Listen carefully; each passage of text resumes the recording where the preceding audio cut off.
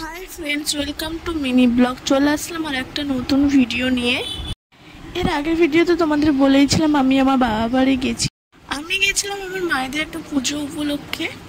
সকালে ফ্রেশ হয়ে চান করে আমি মা তিনজন চলে গেছিলাম মন্দিরে, কারণ সবাই মিলে নদীর ধারে ঘর তুলতে যাবে, তাই আমিও চলে গেছিলাম। এখানে কাকিমারা সবাই মিলে খুব আনন্দ করছিল, নাচতে নাচতে গেছিলো।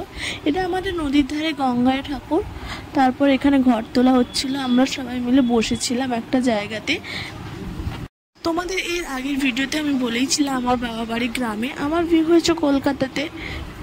অনেকটা দূরত্ব, খুব আসা যাওয়া হয় না।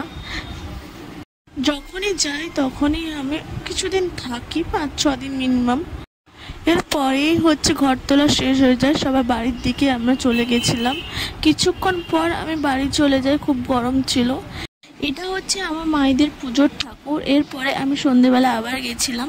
এখানে কাকিমারা সবাই মিলে লুচি বেলছিল, সবাইকে প্রসাদ দেবে বলে, লুচি আর পায়েস। আমিও লুচি বেলেছিলাম, কিন্তু সেটা তোমাদের সঙ্গে শেয়ার করা হয়নি। এখানে বামুন ঠাকুর আরতি করছিল, ঢাকের ঢাক বাজাচ্ছে। বাড়ির ভেতরে সবাই নাচানাচি করছিল, যেহেতু এটা মেয়েদের পুজো। গ্রামের কাকিমা মারা সবাই করেছিল, এখানে আমিও নেচেছিলাম, কিন্তু সেটা তোমাদের সঙ্গে শেয়ার করা হয়নি।